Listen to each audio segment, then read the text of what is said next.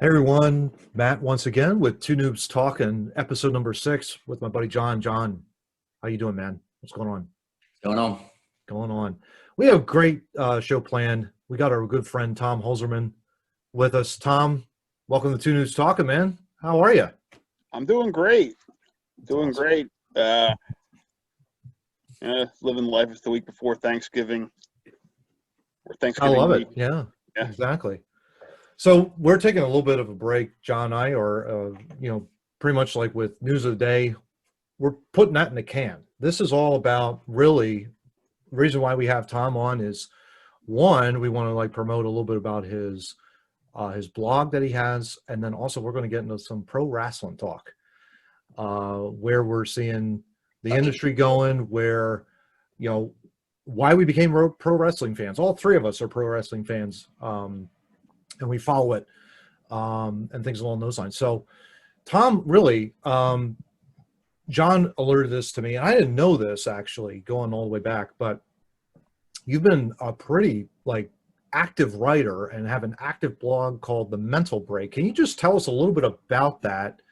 Why did you decide to make the blog, things like that? Go ahead. It's less of a blog than is a newsletter. So it's a newsletter. It mostly goes to your email. There is a web version of it, but it's a newsletter. I decided to write that. For about 10 years, I wrote the wrestling blog, and I had a lot to say about the wrestling industry. And then this year it was between the pandemic and between so many different people in wrestling being outed as scumbags, I sort of lost my taste for writing about wrestling. So I still wanted to write, so I wanted to diversify. And a lot of my friends online had newsletters they wrote about various things. So I decided I was going to, I didn't want to constrain myself to writing about wrestling anymore. I write about sports, write about food, write about sports, and other various things. I decided to start the Mental Health Break, which is a 3 times a week newsletter, Tuesday, Wednesday, and Thursday, and I write about different topics every day. Basically, I write about it, and if you're subscribed to it, it goes right to your email inbox every Tuesday, Wednesday, and Thursday. And you can also,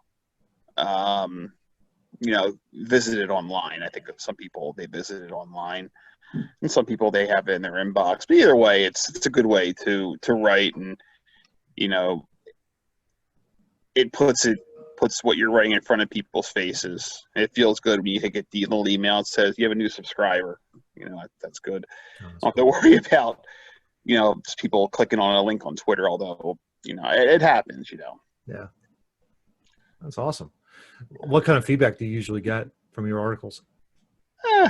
And people just like the links on Twitter, and they or they'll shout it out, and they'll talk about what the topic I sort of wrote about that day. I've gotten the most feedback on. I wrote a post about cheesesteaks. Where to find the best cheesesteaks, what makes a good cheesesteak. Everybody seemed to like that. And it makes sense because cheesesteaks are, they're what I know about. Yeah. Living in Philly for how long, I've eaten a couple of cheesesteaks in my life. That's awesome. I've been to a couple of places that have had good cheesesteaks and bad cheesesteaks, and it's one of the few topics I can speak with authoritative intent on. And people know about that. That's awesome. So yeah, that's awesome. So let's move on to this phenomenon that me and Matt keep talking about. This AEW Dynamite TV.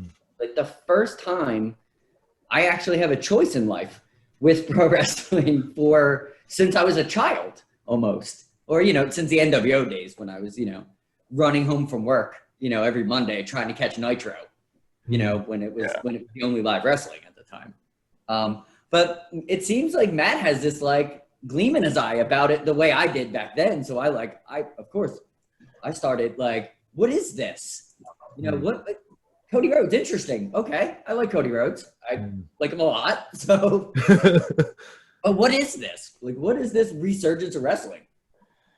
Well, I think what happened was, WWE has become very stagnant lately. I think there was a point where in 2013 where WWE was must-see television every week, and it was coincided with all different elements. I mean, most of them being Daniel Bryan, his struggle, but there's also the Shield, and then the Wyatt family, and Cesaro was sort of at the peak of his. Oh yeah. Relevance. Sheamus was at the peak of his relevance, and there were exciting wrestlers. Dolph Ziggler hadn't really lost all of his life yet. Randy Orton was even interesting, and that's sort of a miracle in and of itself. Although lately I hear people have been praising him. I wouldn't be able to tell you. I haven't watched WWE in about a year. I can speak for his pay-per-view matches. He's put some kind of rework back into his matches because as fluent as he is, always he's probably the most fluent that I've ever seen. Like, just his footwork is amazing. But he cares again. That's what I think everybody's talking about. It looks like he actually cares about his job. Yeah, and it goes in and out with him. Like you could see. Various week in, week out. I mean, he was in there with Bryan, and in 2013, he was doing the best stuff of his career. And basically, everything in WWE at that time, except for the women's division, was firing on all cylinders. And the women's division didn't really start firing on all cylinders until much later. But WrestleMania 30 was sort of the last sort of relevant show that I think you could point to someone saying it was WWE. At least main roster. There were some takeover shows with NXT, and NXT is probably still worth watching. I don't watch it because it is worth watching, but it's not WWE. It's the only reason it is. It's not WWE weekly TV. It is WWE TV, but it's not WWE weekly TV. They get 2 hours, and the rest of WWE is like 8 hours a week if you include like main event and superstars or whatever. Yeah, but basically it's stagnant. I think the moment in time where you could point to WWE sort of going from, sort of like this sort of stable, dynamic corporate wrestling entity where it was never going to be how we remembered it, and it was never going to be like organic. But it could have been a sustainable, it could have been Wendy's, it could have been a reliable, a Baconator or a spicy chicken sandwich you get every week, to just being, glop was when they decided to break up the Shield and they turned Seth Rollins instead of Roman Reigns. And they tried to force Roman Reigns as something he wasn't. And right now, I mean, you're seeing it right now, what we could have had 5 years ago. Yeah. It's great TV. His segments right now are what he's always should have been. Yeah. And I'm only hearing it I'm only hearing it like secondhand, but like it's hard not to sort of. I mean, the only sticking point for me would be Heyman. I've never liked Heyman as an on-screen character. But I know why he's there. I know why he's there to give some legitimacy, and they could have righted the ship by putting Reigns over Lesnar at WrestleMania 31, and they didn't. They decided to do the Rollins thing, and they just further sort of, they've screwed up with Roman Reigns repeatedly and egregiously up until he came back this year from his sort of quarantine.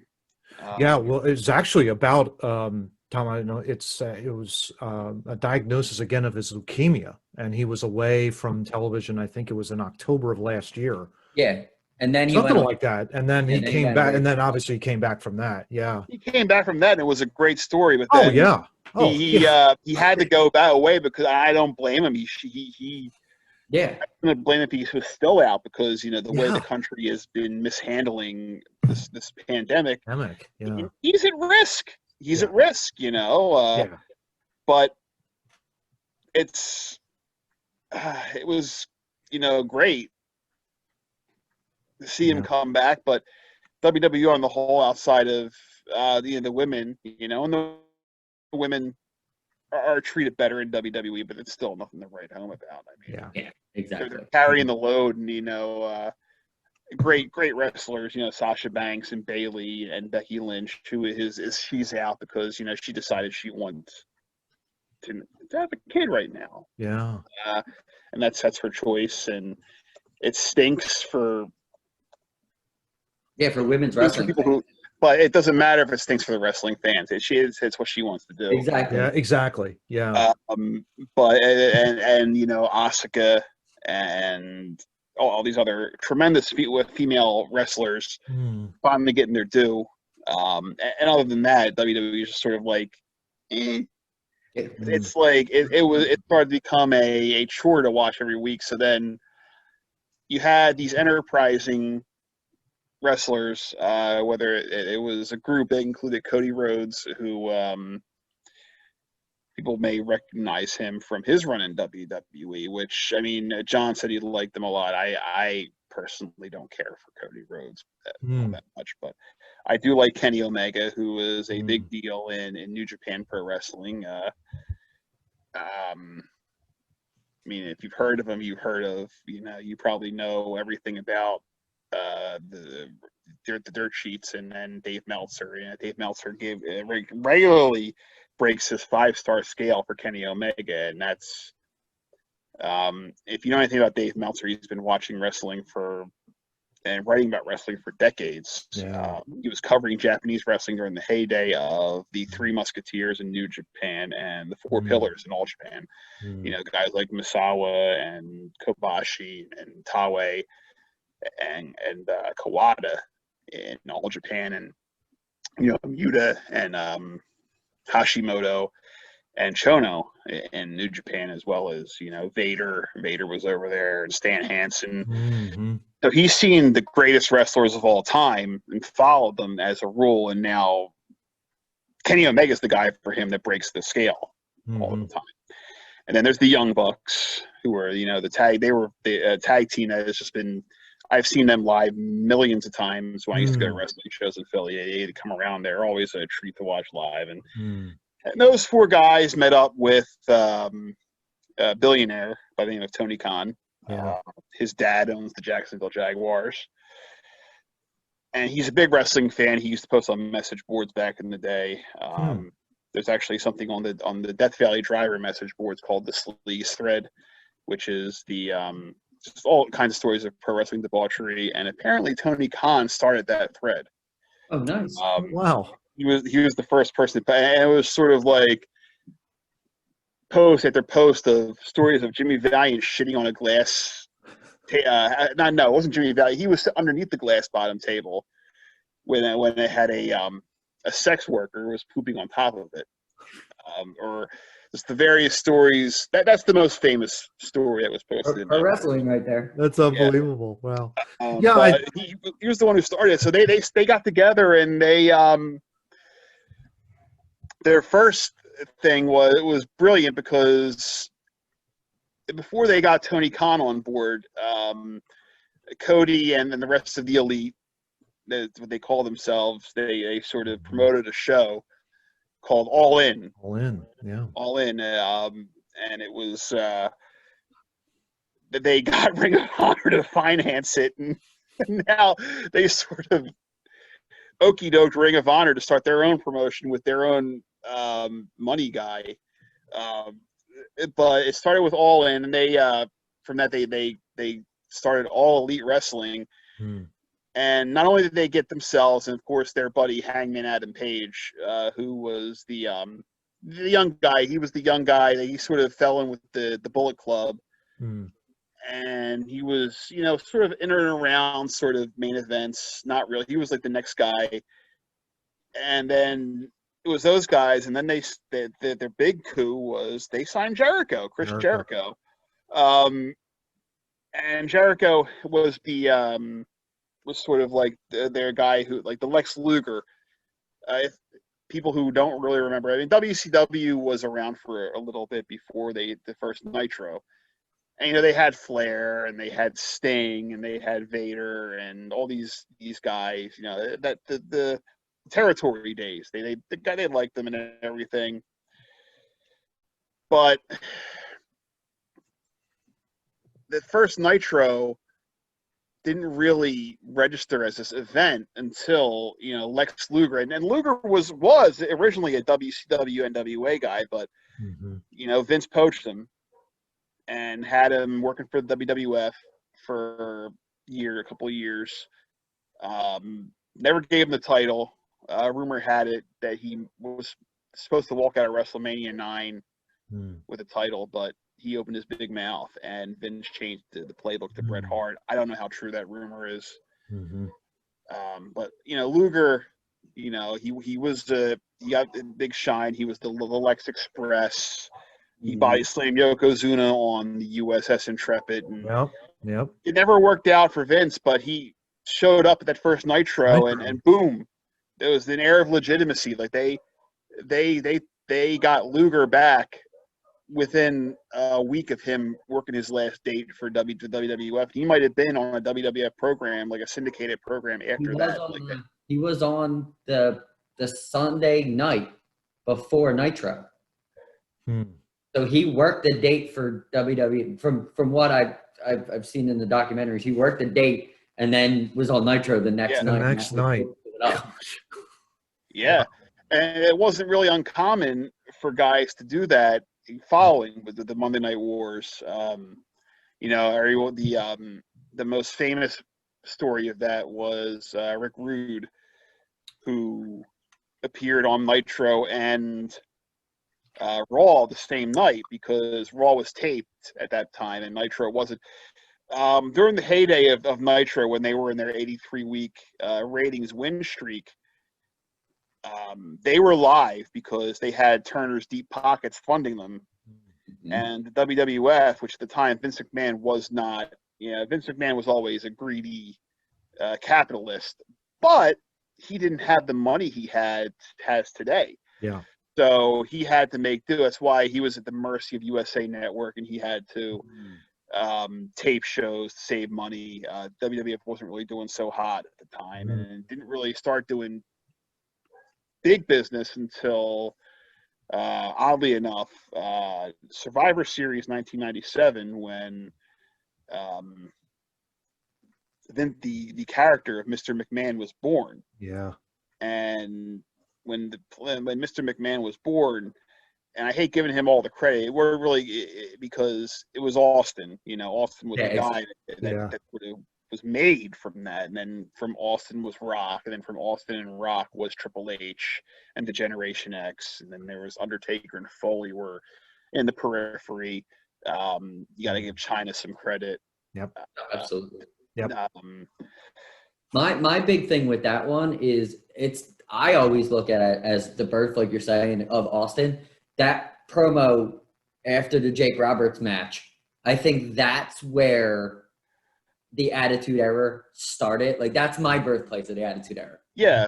Because no one ever said, you know what I mean? That wasn't WWE programming. Like Austin 316, I just whipped your ass. That was the beginning of the attitude change.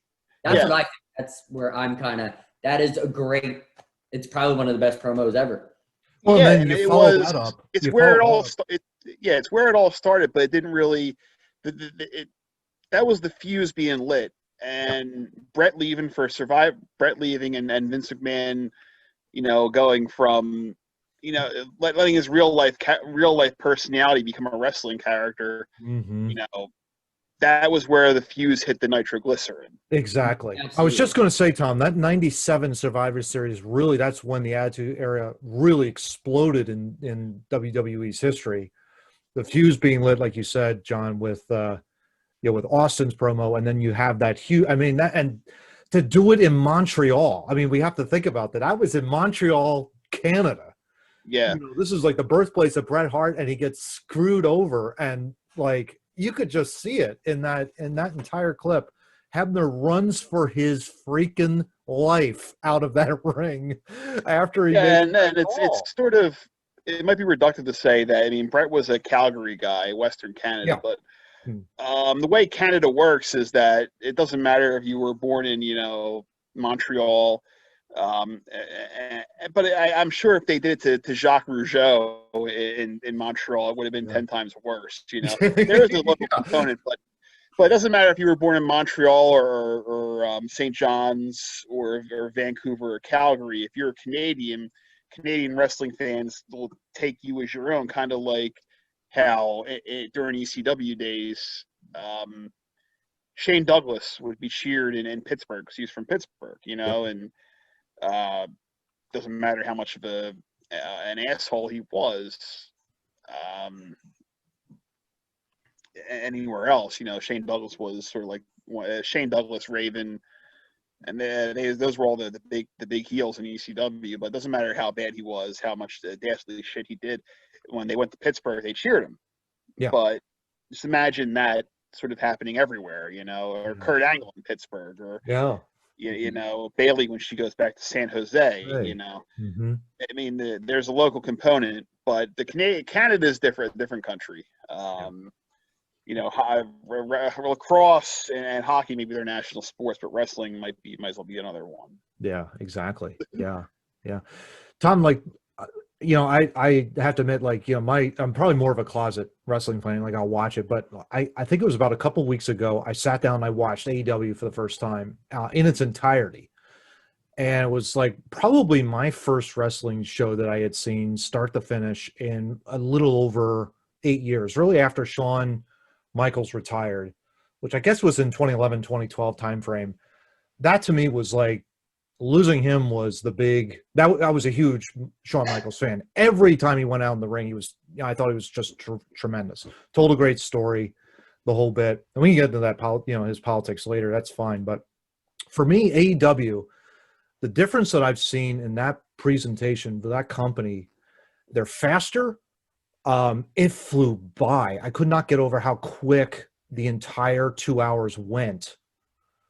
From start to finish, and it was just like there wasn't anyone that went long. There wasn't a 20-minute promo. Everything was essentially chopped up in 10 minutes, and the matches were terrific. The athleticism that they are presenting on their particular program is like, it's a totally different mindset, I think, compared to a WWE or an Impact. Really, Impact is probably a little bit more slower, heavier, but AEW to me is just like, I think it's, you could say it could be the future of wrestling, who knows, but just the athleticism alone really was like, whoa, I couldn't get over how fast guys were flying up and down the ring. Didn't matter. Well, it has to be. It has to be a different presentation than WWE, because you can't really beat WWE by being WWE. Right. Just sort of like the Matt Groening cartoon, For Life in Hell. A little cartoon that could trot out saying, by beating the Republicans, we can beat the Republicans. And no, you can't do that. You have to be different. You can't beat Coca-Cola by being Coca-Cola. You have to. That's why Pepsi doesn't have the syrup in it. Yeah. And what AEW brings to the table is a faster paced, harder hitting style that is influenced more by where these guys came from, the indies, who were influenced by Japanese wrestling. The indies are very much influenced directly by the New Japan junior division in the 90s, and that scene that includes names we know like Eddie Guerrero and Rey Mysterio, Dean Malenko, and of course Benoit. Don't like mentioning him because it's how it all ended with him. I don't like praising him, but he was he was still a big influence. You can't really deny it. You can't really deny the bad parts of history. But not just those guys, but also Jushin Thunder Liger, who just retired. Amazing career, one of the most influential wrestlers ever. Guys like great Sasuke. You may know him. He wrestled in WWE and ECW. Super Delphin, Shinjiro Otani. If you ever get the chance, try and get the 1994 Super J Cup tournament. It features all those guys. It features Eddie Guerrero as Black Tiger. Awesome. I think Jericho was in it too. I don't know if Jericho was in that one. Maybe he was in '95, the one that was after. But basically, that junior heavyweight division, basically, that with a little bit of lucha libre sprinkled in. Lucha libre is not exactly, WCW presented the cruiserweight division. Like, everyone thinks lucha libre is all flips, and there are a lot of guys who flip and do, high flying stuff. But lucha libre is a lot of I like to think of it as the judo of professional wrestling, where guys use their other. It's an ebb and pull of a push and pull of guys using momentum, of sharing momentum, and there's a lot of like arm drags and submission stuff. And then there's also the old guys, Libre, who just do grimy, really knockdown, drag out brawls. If you get a chance, you want to watch a really good lucha brawl. The Triple Mania main event from I want to say it was last year, 2019. It was a career versus. I think it was either career versus mask or career versus career. When they're putting their career or their mask or their hair on the line, it's serious business. It was Blue Demon Jr. versus El Hijo del Dr. Wagner, or Dr. Wagner Jr. And that was a really good lucha brawl. Incredible, just grimy. It wasn't Psychosis versus Rey Mysterio. Yeah.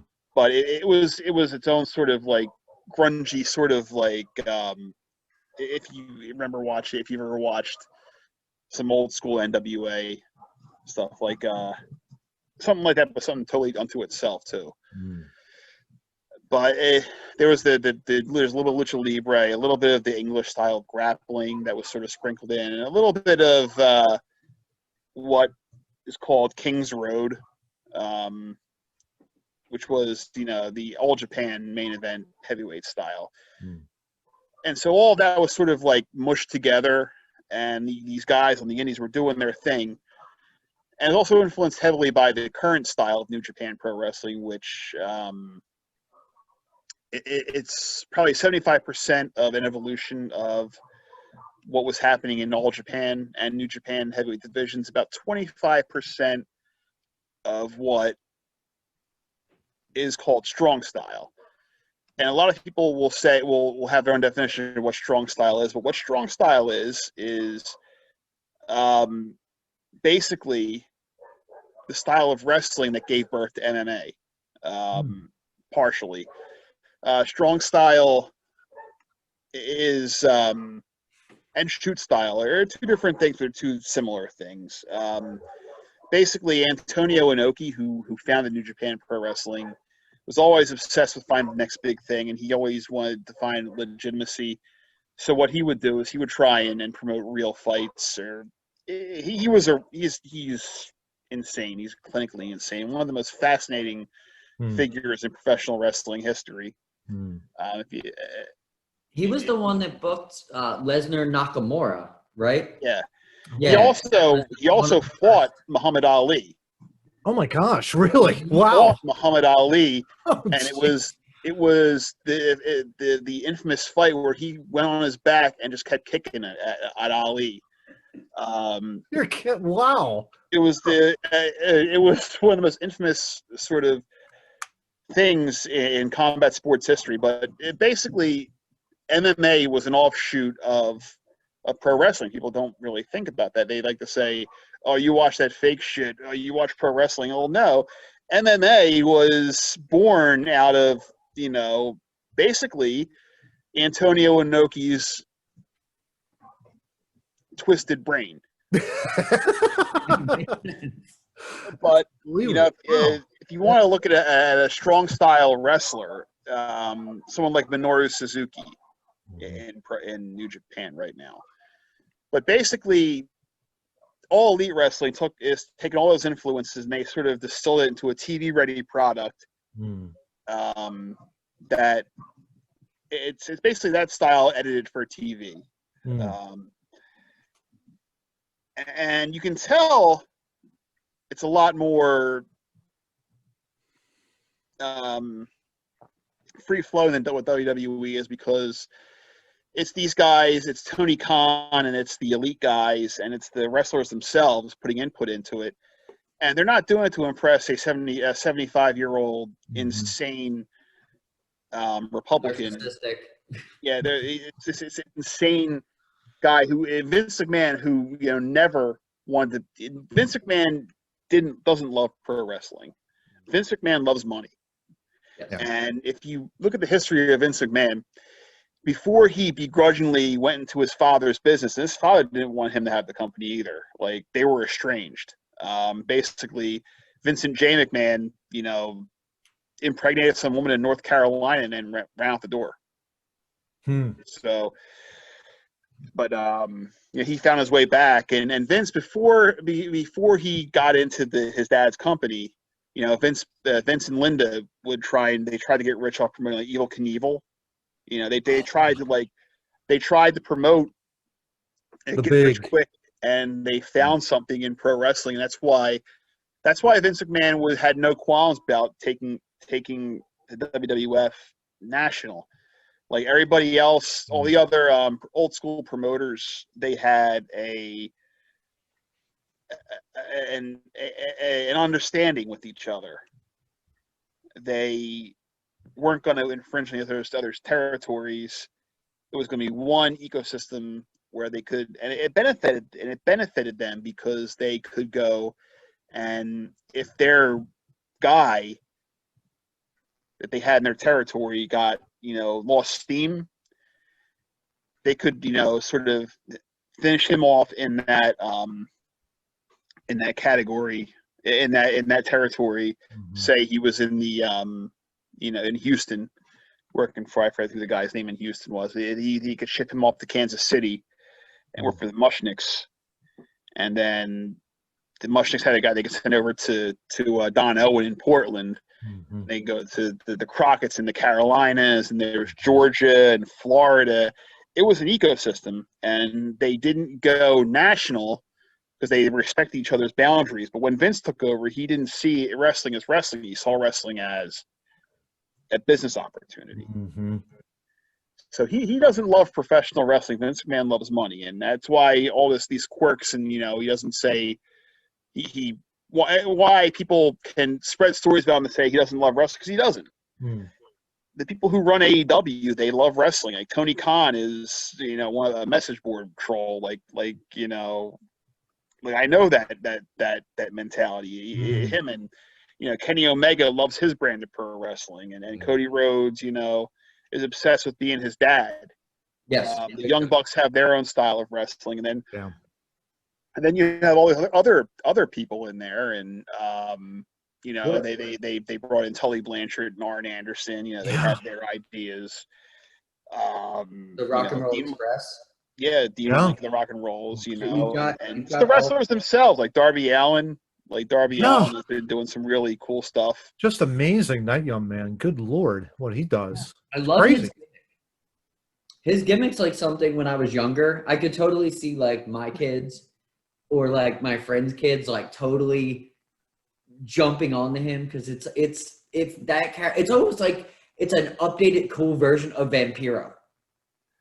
You know what I mean? In WCW, like the Darby Allin character is just like so like that's weird but cool at the exact same time. And dude can wrestle, so that Yeah, and they have a bunch of guys who can wrestle, and they have guys who can do a lot of good stuff. Like they have MJF, and I'm not as big a fan of him as I'm not as big a fan of his mic work as some other people are. I mean, he's good. He relies on cheap heat too much, but you know, he's dedicated to being a heel in the ring. Like I love to watch him work because Yeah. like he does all the things that all the old school heels do and that they're really effective. And he also is great at executing match finishes. Yeah. Like and the match finish can sometimes be more important than the actual entirety of a match itself. I think about that Moxley match. Yeah. Was a great example of that. Yeah, and the Jericho match at Full Gear was another example. Another example of that. Yeah. Mm-hmm. And they have you know, MJ. They have MJF. They have I'm trying to think of some other people they have they're doing pretty good. I mean, I can think of like Jungle Boy. You know, he's not really in the back burner right now, but like he's doing good stuff. And Hangman Page.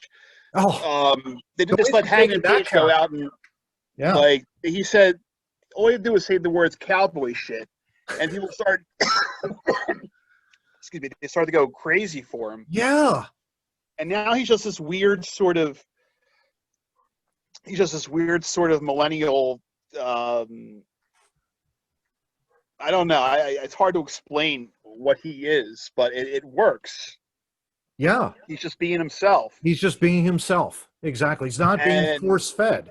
Yeah. But these guys, and they know, and there are some people.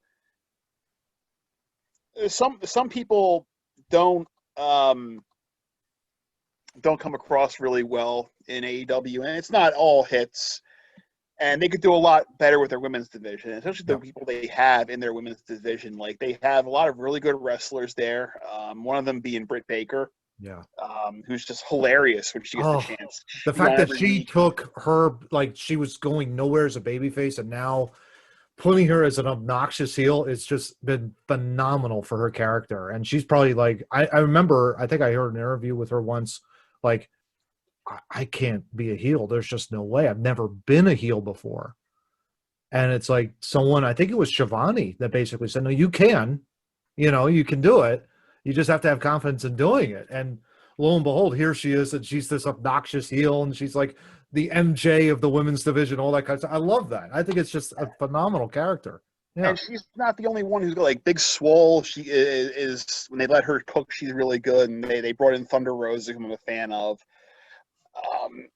They brought in Serena Deeb, who's I'm also a fan of. They have Nyla Rose, who, you know, excuse me, Nyla Rose, when she's allowed to cook, she's intense and just destroys people. And then and they had Chris Statlander, who's injured right now, but when she's also a really good wrestler. You know, they could that I think the women's division, the fact that they continue to try out Jim Ross on commentary, those are the two biggest flaws with AEW. Mm-hmm. And they're huge flaws. Like I'm when AEW has a down week, it's sort of like Jim Ross gets on my nerves a lot more than when they're like doing something good. But it's just I don't understand you could put a roster like that together. Yeah. And you have this roster of guys who can do amazing things. And he's over here complaining in the corner. And Jim Ross will say, yeah, well, you can't leave your feet. You can't leave your feet voluntarily. Sauce it. Like no. Like as the commentator, your number one job is to put over the talent, put over the stories. And Jim Ross sits there he's either bitching about people like doing flippy shit, or he's just the most generic sports commentary. And it's like, whenever he's not there, like the problem isn't Excalibur, because Excalibur it often shines even with Ross there, and it's not Shivani. You know, Shivani, when he's there with Jim Ross, you know, he can sort of play Jim's game, but like when it was just Shivani and Chris Jericho doing commentary, that was their best commentary team. Like I absolutely agree with that. Yeah. Yeah. Like they have such great chemistry together. Yeah. And they were able to talk about what was going on in the ring, and then they were able to make their shitty little in jokes from WCW and saying Ski-Bone, calling him Ski-Bone, just making their in jokes. Like there are times I just find myself sitting around on a Sunday on YouTube watching Jericho moments. Like this is like total shine on Jericho. Like the fact that he got a list over in WWE. 2 lists over. It's mind-blowing to me. He's the greatest. Hit with Mick Foley and turn it into this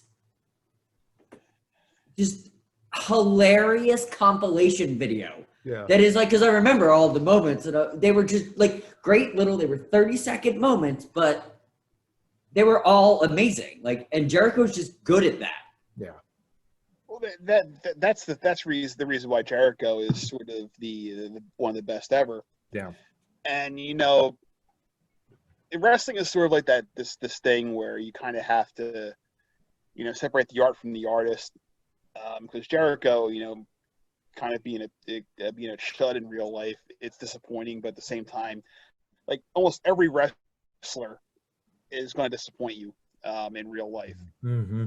Oh, outside of maybe Sami Zayn and Daniel Bryan, outside of those two.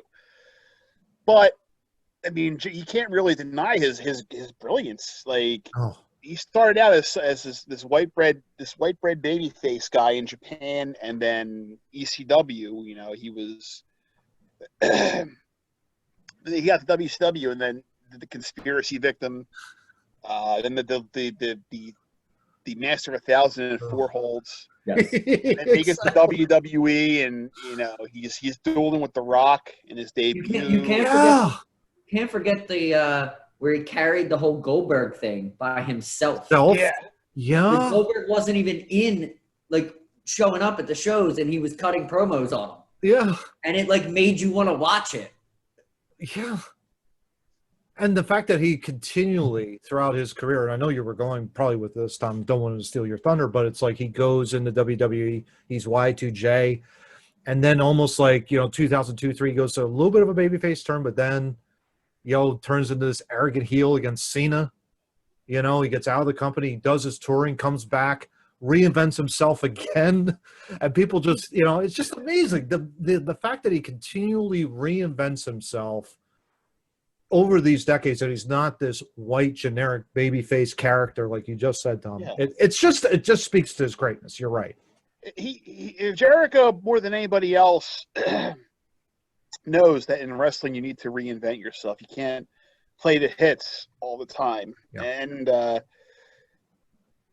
he knows he's always trying different things, and I think in AEW he's allowed to do that because he's the elder statesman. He's in a position where I give him credit, because he was in other companies where other wrestlers were in the position he's in now, and they didn't give guys like him the chance to shine. Now he's in that elder statesman position, and what does he do with it? He's put over Orange Cassidy. Yep. He's in the process of putting over MJF. He's making sure that when he leaves AEW, eventually, he's not going to be there forever. I mean, he's getting long in the tooth. He probably wants to go and play his shitty rock shows in front of bikers. He wants to do what he wants to do with his life. Yeah. But when he leaves the business, he is going to leave it in a better spot than where he found it. Absolutely. And that's a lesson that he's learned. Like, there are guys, who have felt the wrath of other wrestlers holding them down, and they propagate the same sort of thing. Yeah. And Jericho right now is not like that. He's learned lessons, and hopefully, it turns out that more guys are like him, that they realize that you don't need to win all the time to be relevant in pro wrestling. I mean, look at The Rock. The Rock won when he had to. He did, but he was also, no one was really as gifted as he was in terms of holding a crowd in the palm of his hand in his classic days. But he would also give for that. Like he put over Hurricane Helms at a time.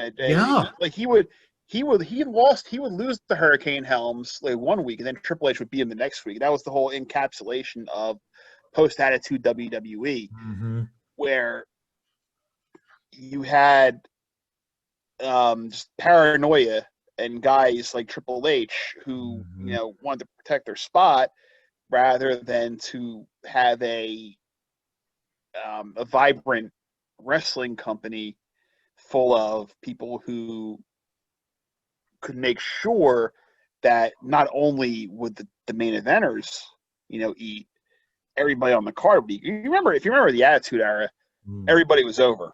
Everybody.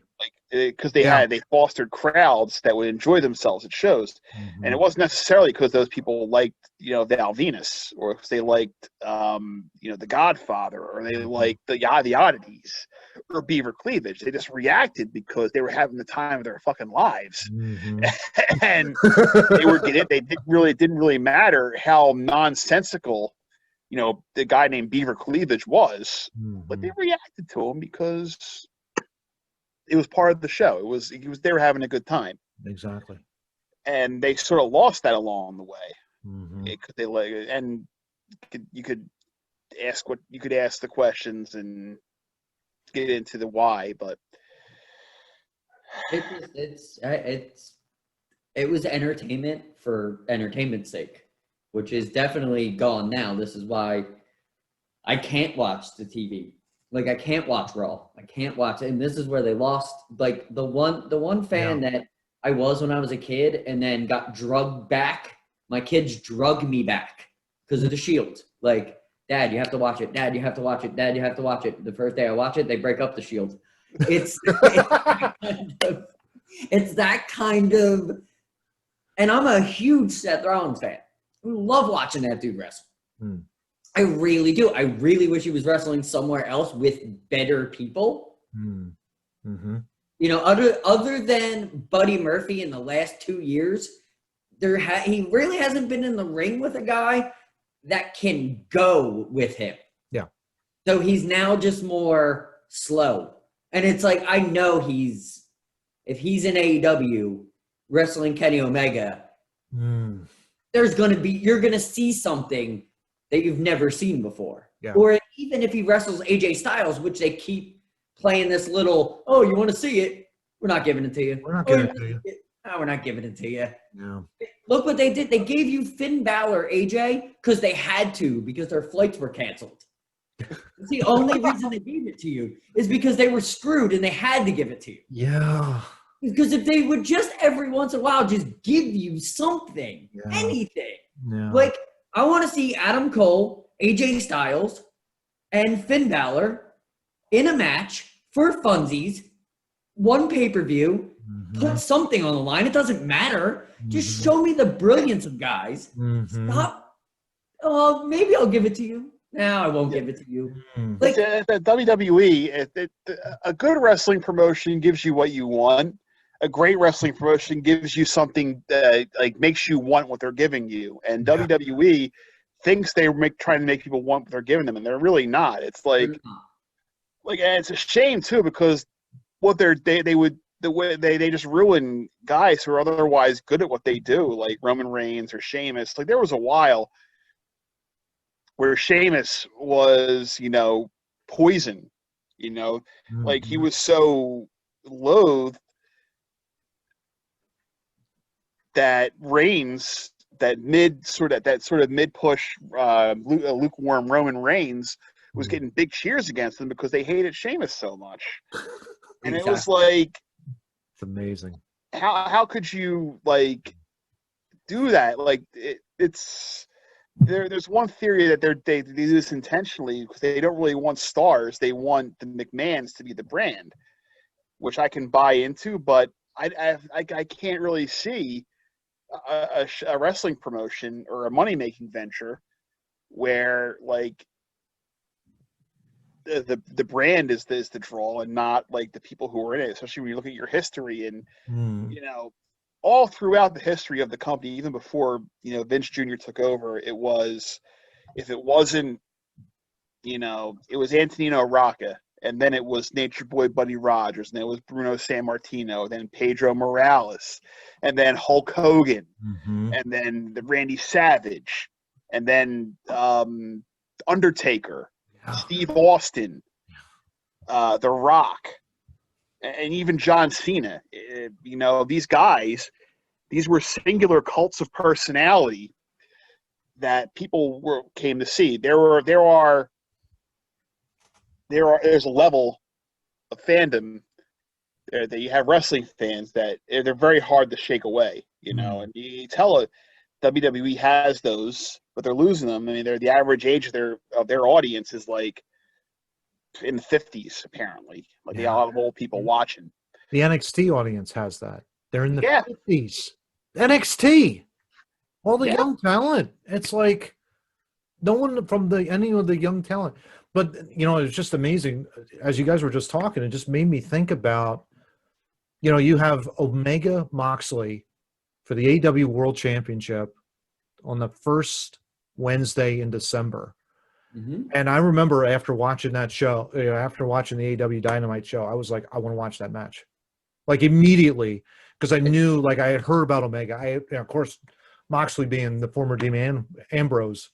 Yeah. It's like, and that right there is like, whoa, okay, I got to watch this.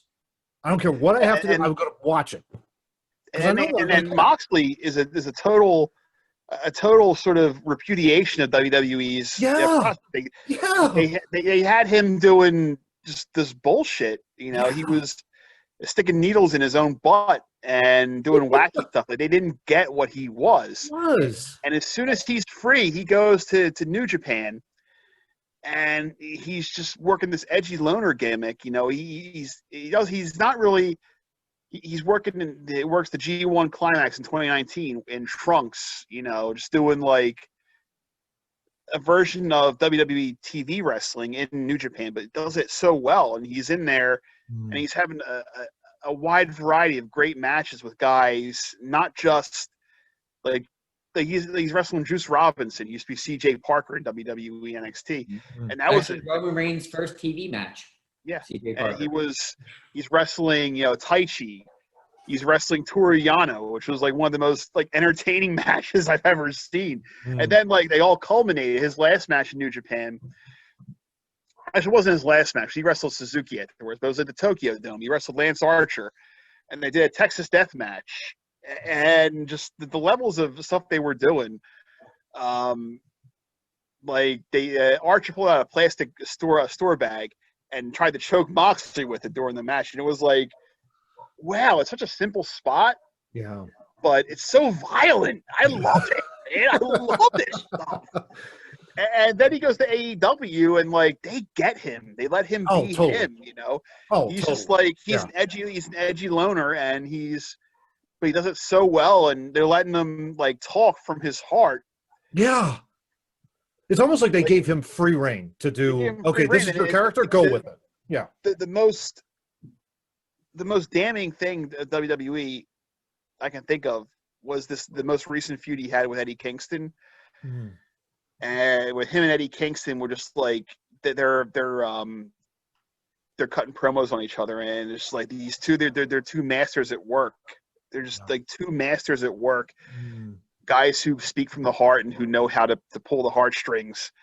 And oh man, like I almost wish that they waited on that and like we were to build it, because it was sort of like came out of nowhere. Like they were going to put Archer against Moxley at the pay-per-view at Full Gear, but what happened was Archer, sort of like one of those guys who got COVID, and so he was like in and out of television. But then Kingston, they gave him his faction, and like they let him riff. They took a chance on him, because he was sort of like this guy who in and out. He was in and out of love with staying in wrestling. He was thinking about quitting. He's been at it for like 20 years. He was part of that first class in Chikara. And he did all the tours. He did IW Mid-South. He did Combat Zone Wrestling. He did all these other indie companies, and just trying to break through. WWE wouldn't give him the time of day, and then he had to finally beg,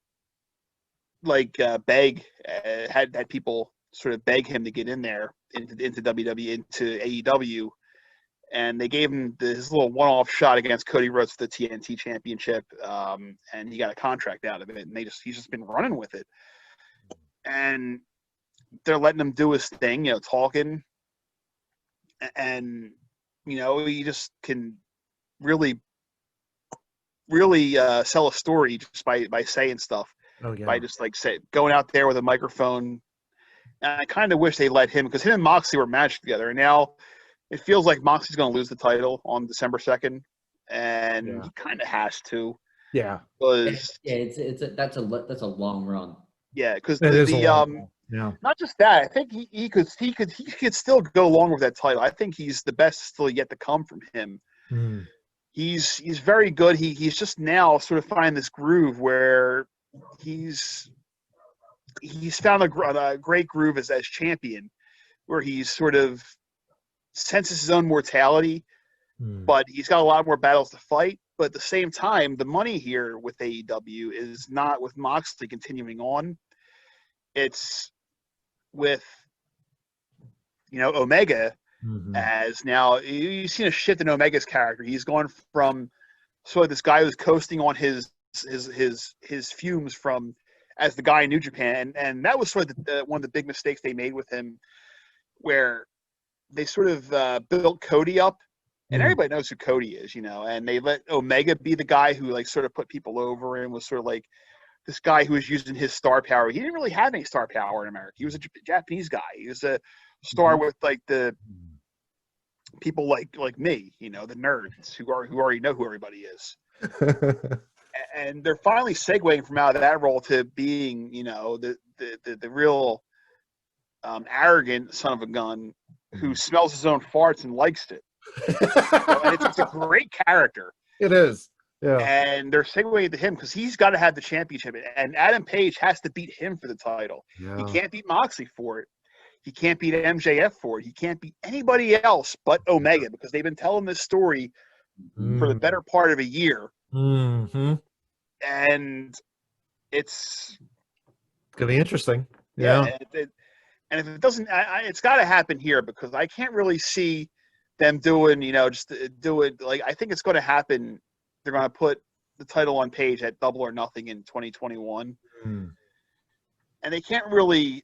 I think Omega's got to have at least one pay-per-view title defense, and there's only one pay-per-view. It's going to be it's called Revolution. It was called Revolution in February. I don't know if they're going to change the name. They didn't change the Full Gear name. Yeah.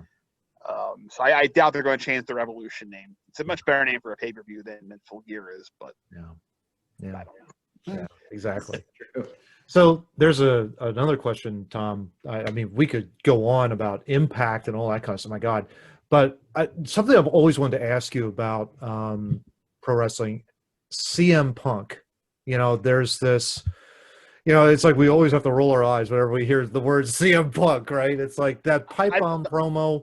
I've stopped rolling my eyes because I feel like it's. I've always felt like he was sort of wronged by WWE. It's just the whole thing where he transitioned to MMA. It was like he was right down the crap. It was the sort of thing where he was railing against that as his wrestling persona against the guys who would just waltz in and take their spots.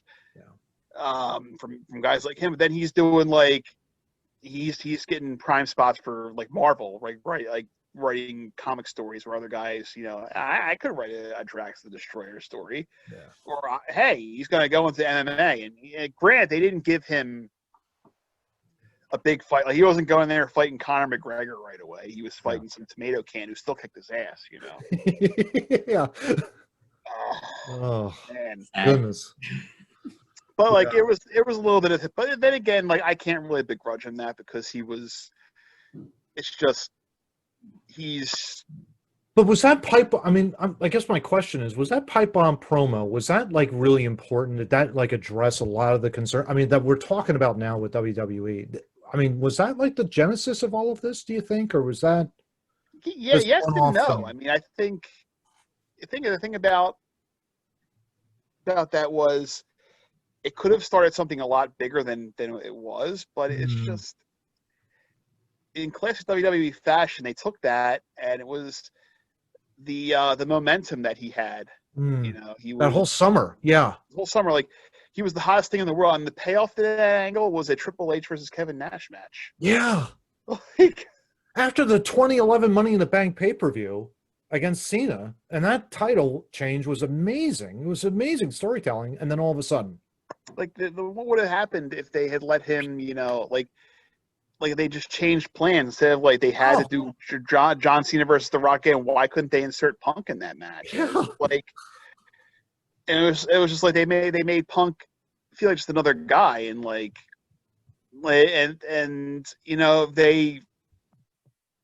that whole thing, it was a big missed opportunity, even bigger missed opportunity than with Bryan, because when after WrestleMania 30, like Bryan didn't, and he wasn't really trending that well anyway, because like his first title program was against Kane, and usually if that happens after Mania, if you're a new guy who wins a title at a big spot, there your first feud is against like Kane or JBL or some guy who's sort of like who was there because they felt bad for him. Yeah. Yeah, it's kind of like, okay, you've been here for a while. Yeah. You can be a main eventer. Yeah.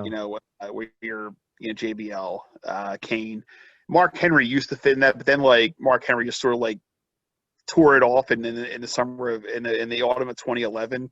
He was like the best thing in the friggin' company. And he was just like every time he got the ball, he would just like run with it, like the whole thing with Cena in 2013. Oh yeah. The fake out retirement. Where he's like, I got a lot left in the tank. Like, exactly.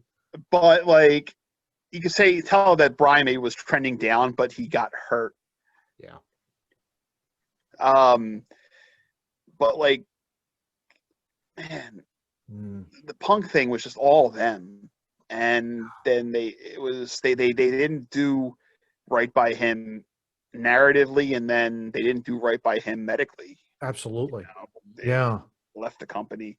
Yeah. I don't blame him one bit. No. No. Now, will he ever come back?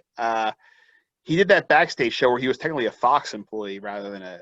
Yeah. Now he's not. Now he's not on. Backstage got canceled, so it's like, well, he's not coming back. I mean, I honestly think that was him being him, just as a tease for fun, because that's just Punk loves to mess with people. Yeah. He was like, "Oh, totally, I'll do a backstage work for Fox." People think, "Oh, WWE, WWE, WWE," and then maybe not. Maybe I'll cash out big. You know what I mean? Yeah. I think he did that on purpose, just to. Because didn't he appear in an indie show, but said he didn't, but then said he did on Twitter? He kind of did like "it could have been me, it couldn't have been me" kind of thing. Yeah, it was in Wisconsin. He was in a mask, and apparently he did a run-in, but. Oh, that's right. Yeah. Yeah, he ran in, did go to sleep, but said it wasn't him, and then said it was him. Like, I think that's just who he is. He likes messing with people. Yeah. But he's I don't know if he'll ever come back, and if he does, I think it might just be for All Elite Wrestling. Now Tony Khan has been sort of talking his crap on Twitter. He said for last week's show that he had a show that was going to change the landscape of wrestling, and it turned out, it wasn't anything. The rumors on Twitter were that they were going to announce a partnership with New Japan Pro Wrestling, which has been in the works sort of for a while. A lot of rumors about that, which makes a lot of sense given the history. Like Omega worked with them, all the entirety of the Elite worked with them, and they were Moxley was working with them concurrently. He had a deal where he could do New Japan dates. He's still the New Japan United States champion, although he hasn't defended it. Yeah, and part of that was because of the pandemic. Yeah. And right now, Kenta, formerly Hideo Itami in WWE, although he was known better. Yeah, I know him better as Kenta. Yeah, a lot of people know him better as Kenta, and he was just like another one of those guys who was basically one of the foundational wrestlers of indie wrestling today. Like, I don't know how many people wanted to be Kenta. He was sort of like this awesome nucleus of talent in one guy, and then he went to WWE and got hurt all the time. He's sort of coming back. His work in New Japan, it's mostly more character work than matches, marquee matches so far. Although I did kind of like the match he had with Naito at I think New Beginning. I forget what that show was called. It was the last show. I sort of fell off with New Japan. Just I didn't have time to watch it after. I didn't watch any of the G1 this year, and I'm kind of disappointed I didn't. But I'm going to watch the Dome show on January 4th, and yeah, that's awesome. Yeah, I'll probably try and get back into it, but it's. But I mean, anyway, Tony Khan was talking about that, and now he starts talking about he's talking about big names, and some people are saying it might be CM Punk. I don't know. It could be. There are very few big names I could see them working with that will raise their profile enough. Them working with New Japan would raise their profile to the highest level outside of WWE. I mean, they're probably already as far as they can go domestically without being WWE. And I guess New Japan would give them more credibility internationally. But there are very few names they could bring in that would maybe give them the sort of visibility with wrestling, people who like wrestling in America. One of those names is Punk. The other guy that are really unlikely to me are The Rock and John Cena, who are right now sort of untethered to WWE. But I mean, if Vince calls them back, it's very hard for me to imagine John Cena or The Rock showing up somewhere in a capacity where they're going to be, associated with that company. Now, The Rock did show up did do a testimonial for Ken Shamrock when he was inducted into the TNA Hall of Fame, which, that's like 2020 in a nutshell.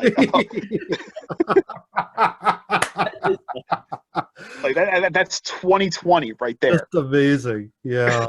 It's and Impact. You think of Impact Wrestling, right? I mean, they are the company that no matter what just seems to never die. And John, and I think John and I were talking about this in a pre-production a couple days ago. We're thinking, is it possible that they're being funded by Vince just to get the eyeballs off of all the other competition that's out there? Or are they just, okay, this is who we are. We've got to shrink everything down. We got to go to Access TV, and then we got to build this small little audience. They're cockroaches. As we can.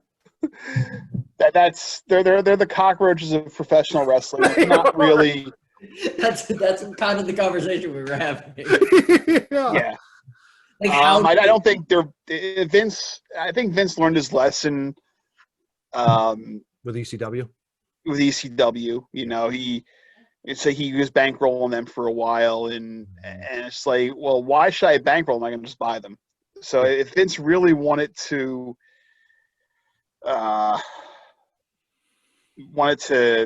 make a statement with TNA, he'd just buy them. Yeah.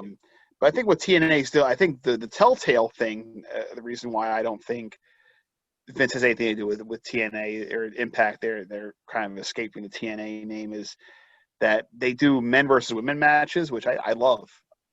I think you shouldn't have boundaries. You should let the women wrestle the men, because what you can do is it opens things a lot more. The women are just as good, if not in some cases better than their male counterparts. And if you have someone if you can have someone like Rey Mysterio at his smallest, I mean, I'm talking about current Rey Mysterio, where he's sort of like on the Eddie Guerrero nutrition plan. We're talking about 1997 Rey Mysterio, when he was still, just a little guy. If he can be credible against somebody, not even Big Show size, someone like Billy Gunn sized, and I never really knew how big Billy Gunn was till he got the AEW. You know, he's sort of like bigger than everybody there. He's huge. Yeah. Yeah. But like, if you can believe Rey Mysterio or are there, you know, you can believe that, you know, Tessa Blanchard or Jordan Grace or what's her face, Taya, Mm-hmm. Taya or Rosemary, they can wrestle against men. So no, I think TNA sort of has a place. I think wrestling is in a weird spot right now where I don't think it's sort of in a boom period, but I think it people can get into it. Like they're sort of like looking at it as an opportunity to like serve an audience that isn't being served. And what I would try and find out is how many people are exclusively watching a single promotion over another one. Like are people really watching Impact right now who aren't watching WWE or AEW? You know, and right there, that can be the sort of the framework of how you're going and judging how popular wrestling really is right now in America in 2020. Mm-hmm. But I think wrestling right now is much more respected than it was at any point in its history before the 80s. I think in the 70s, and I don't think people want to say that people thought it was real in the 70s. No, I don't think people ever really were duped into thinking wrestling was real as we know it right now. Mm-hmm. At least not since, you know, however much of a shoot, you know, Hackenschmidt versus Gotch was in the 1910s. And that might have been last time it was real or not, but people were in on the joke in the 30s and 40s. And wrestling would boom, you know, the Gorgeous George era. Mm-hmm. And then the first time it was on TV in the 50s, it boomed again. And then like WWF and the height of the territories with the Funks and Dusty Rhodes and the Briscoes in the 70s. And then again in the 80s with rock and wrestling, and then the 90s with you know, the Attitude Era, and then arguably the last boom period, which was sort of like in sort of John Cena's heyday, and then you know, and then just sort of ended, I think, when Vince McMahon, you know, he found out that he could sell his product independently of how many viewers he had, because that last rights deal, he's getting paid $2 billion for both of his shows. I think $2 billion by USA Universal, Mm-hmm. and $2 billion by Fox to have Raw and SmackDown. Mm-hmm. And it's independent of ratings. Like he's getting that money for the next couple of years regardless. And if the ratings tank, he might not get another deal. Yeah. But the thing about ratings that all of us have to understand is that it's not the same as it was in the 90s.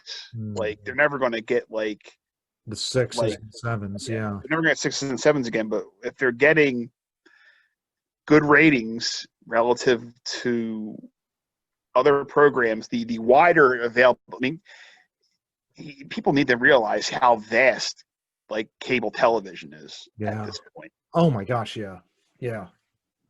The thousands of channels that are available. Yeah. And so that's just you know, diluting the viewership to the point where the only thing that's going to get ratings anymore are sporting events like the Super Bowl with exclusivity. Like not even election coverage and cable news is going to get singularity numbers like that. The number that the MASH finale got, never going to see it again. Never going to see that again. Yeah. Except for the Super Bowl. The only thing that's going to get ratings, monoculture type ratings, is the Super Bowl. Yeah. So as long as wrestling does reasonably well with like 18 to 30, like the 18 to 49 male demographic. Mm-hmm. Vince is going to get money for it, and he's not going to. It's not going to matter, how much of a boom period we're in, and he's never going to change. And I was actually having this conversation with my wife because once a month, $10 comes out of our account for the WWE Network. You know what I mean? And we were just talking about it. Like, do we need it? Do we want, just, talking normal stuff. And I was like, you know what? I'm going to keep it. You know why? Because once a month I can sit down on a Sunday night, have a couple beers, watch wrestling of people I know because I'm not super into it, right? I go watch Drew McIntyre, Roman Reigns tonight or whatever I'm going to watch. I'll probably be on my phone halfway through most of the pay-per-view, so I'm not even going to be paying attention to it. And it's a value. It's value. And I get entertainment.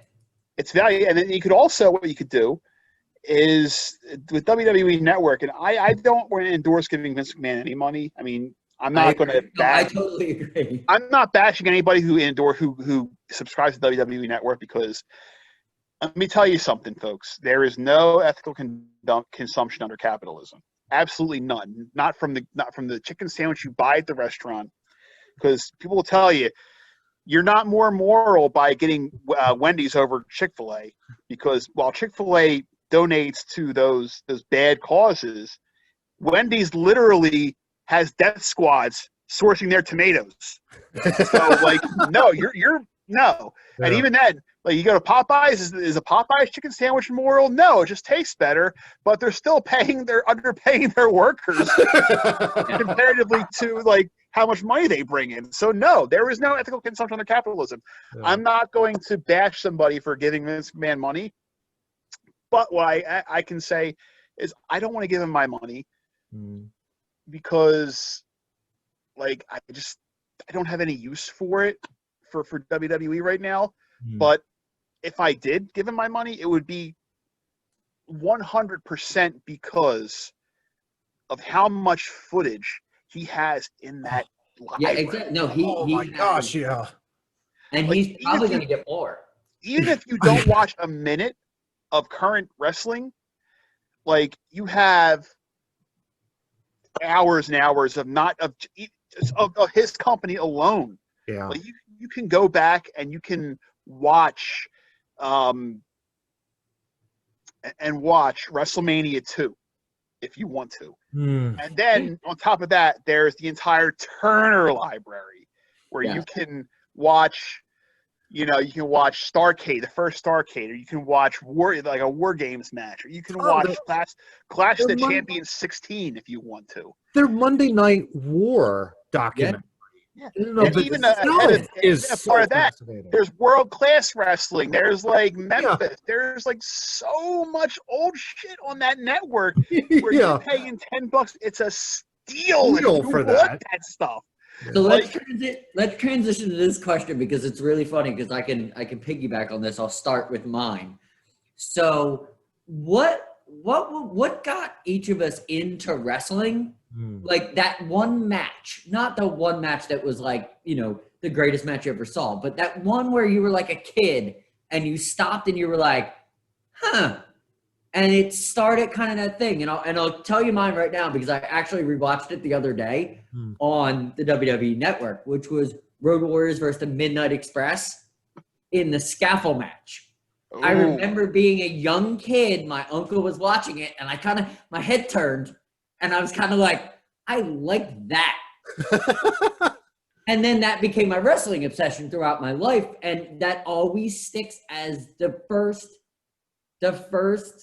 thing in my head when I was a kid that was eh. And the second was when Ric Flair used to take off his title, the NWA title that is now bastardized into a million other. It's been in WWE entirely too long and it should never have been.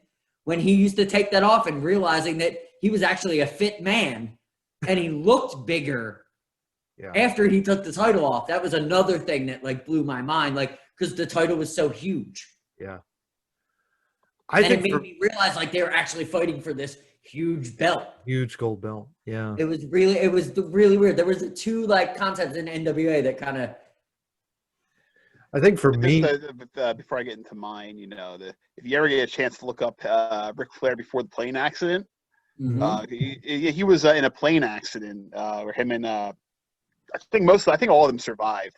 Like him, like Mr. Wrestling 2 was in it too, but he was humongous. Like he was like big and thick. Look up a picture of him. He was like 300 and some pounds. Yeah. He was thick. And then he like slimmed down after that, and he became, woo, Mr. Woo. But I think for me, my match was I was always sort of wrestling was in my periphery always when I was younger. As a kid, I had the rubber LJN Galoob figures, the Andre the Giant with the big fro, Hogan, and then Junkyard Dog and Iron Sheik posing like this. Oh yeah, dude. But I think the match that sort of made me stick with wrestling was WrestleMania 7, career versus career. The Macho King Randy Savage versus the Ultimate Warrior. And wow. Other than outside of that match, the Ultimate Warrior I've always found to be a dog shit wrestler. But it's something about that match. Something about Randy Savage just brought out the best in everybody. He brought out the best even in like Flair. He brought out the best in Hogan. He brought out the best in everybody. And so that match sort of where Savage was doing everything short of, pulling out the gun, shooting Warrior to try and save his career, and it didn't work. And then Warrior just sort of like, and the one good thing that he did, the one thing Warrior ever did in the match was he couldn't put away Savage, and he's just looking at his hands like this, and for some reason I felt it, and it was just such a tense struggle. And then the aftermatch stuff where Sherry is just sort of angry that she lost her meal ticket, and then Liz comes out of the crowd and she's like, "Get your hands out of that!" And it hooked me. The whole spectacle, just that match is sort of like informed what I like about wrestling, and I've grown to like a lot of stuff that more diverse in taste. Another one of my favorite matches ever is sort of the polar opposite of that match being the Mitsuhara Misawa versus Toshiyaki Kawada, the famous June 3rd match for '94 where they just are throwing bombs at each other. And then there's also Randy Orton versus Daniel Bryan on Raw in summer 2013, where Bryan chokes him out with the kendo stick. It sort of runs the gamut of all the matches I like, but wrestling to me should be closer to that Savage Warrior match because they told a story and they played off the investment of the crowd, and it wasn't necessarily about the moves, although I like moves. I'm not saying you shouldn't do moves, but you should also learn to sort of not try and get your shit in, but you should try and develop a sense of pathos with the crowd and try and get them to buy what you're selling, rather than I'm doing cool shit all the time. It's more wrestling than cool shit. Although I'm never going to bash someone for doing cool shit. Can I make one point in that thing? Just as you were saying, like less is more. It's that Bayley Sasha rivalry in NXT where Sasha needed to beat Bayley so bad she started stomping her hand while she had her in the finisher. I think that as soon as you said that brought that image up. Like that was like she needed to beat her so bad. She was not only choking her out, but she was going to break her hand. You know what I mean? Like, those two matches in NXT, the Brooklyn match and the Iron Woman match. Oh my God, that might have been the last time WWE had like the best match in the world. Just those two. I would agree. And it's just, oh man, the like old school NXT, like, and I hate saying the word old because NXT is a fairly new phenomenon. Like the beginnings of televised NXT as a developmental. And it started with, I'm trying to seek out Cesaro versus Sami Zayn on YouTube. Mm. or Hulu, and they had their match. Then they the 2 out. I think they could top the 2 out of 3 falls match they had, and then they go and they opened the first. It was Arrival. It wasn't called Takeover. That was the first one, Mhm. and they opened that show, and it was just like, Jesus Christ. Yeah. And then like Sami Zayn's journey to the title that year, and then they sort of handed the ball off to the women. It's like, hey, Sami Zayn, I'm probably going to be going to the main roster. So here, you ladies, you do it. And like Charlotte, the 4 horsewomen, but it was mainly like Bayley and Sasha. And Sasha was like just an insanely great champion that first year she held the title, and my God, like she was just throwing shit to the wall and it stuck. Everything did. And then when they all went up, it's sort of like NXT sort of became what it is now. It's off and on, mostly good. I mean, I'm not gonna lie to you and say that I always hated Gargano. I don't hate Gargano. I felt like they let him after they split him with Ciampa. Like the tag stuff that he did with Ciampa was like excellent, and then like he had that match with Andrade in Philly, which Jesus Christ, that was like insanely good. But then like him and Ciampa just like they got to do what they wanted to do, and they weren't edited, and it was just kind of like let's get on with it, guys. Come on, Mm-hmm. It was like they didn't get the point, and there are times that Kenny Omega doesn't get the point either with that. So it's editing. I think wrestling needs editing, but I'm getting off on a tangent here. So yeah, I want to let Matt talk about his match. No, yeah. For me, it's not necessarily a match, John Tom. For me, it's always been like when I was growing up, it was always like WWF Superstars Saturday mornings. That's when I first started really kind of seeing Hulk Hogan, of course. Like I was a huge Hulk Hogan fan. But for me, the biggest thing was Monday Night Wars, WCW, and Hogan makes a turn. He goes from the baby face to the heel, joins Scott Hall and Kevin Nash. That made broadcast news. I'll never forget it. It was like some lead story somewhere. I can remember where I was, like hearing it. It's like, I cannot believe I'm hearing this. Hulk Hogan turning. It's just like no one would ever even conceived of that happening. And that's when I kind of started following wrestling at that point, but just maybe more off and on. Stone Cold, obviously, with WrestleMania 13 against Bret Hart, the submission match. I mean, that was just the moment that he's there, the bleed, the blood. I mean, everything there was just phenomenal storytelling on top of that. And the whole Stone Cold run. I mean, he came in there, he was white hot when he came out. Everyone wanted to hear that glass break and just lose their minds over this guy. That's like one of the cheesiest computer made entrances ever, but it's also the most iconic. Yes. You know what I mean? Like any of us would pop as soon as we hear that. Even now, which is so funny. It's so generic. Yeah. But so awesome. I would say, though, probably one of my favorite matches that I saw probably on Monday Night Raw's history was Cena Michaels in 2004 in London. They went for about 45 minutes, and it was an absolute pure back and forth match. You didn't know who was really going to win it. At the end of the day, I think Michaels ended up winning the match, surprise roll up or whatever. And it was like one of those things where it was just so entertaining. Kind of towards the tail end, obviously, of the Attitude, Ruthless Aggression, or whatever the hell they want to call it. I don't care. But that to me was like, I was more, as I left Hogan, Michaels was my guy. And I just followed Michaels and just thought that every match that he had, it was just like, that was, okay, I'm going to watch him, put everything down. I think of like a Michaels Shelton Benjamin match in, King of the Ring, in the tournament that they had in Boston, where, Shelton does the springboard off the top rope and he just eats a kick from Michaels. It was just like, what the hell did I just see? It's just unbelievable. That's one of the most famous spots in history, even after. And the reaction of the guy in the front row, he's like, oh my God, look what I just saw. It's just like unbelievable. It's just phenomenal. What a talent. But now it's just like, for me, it's the Young Bucks.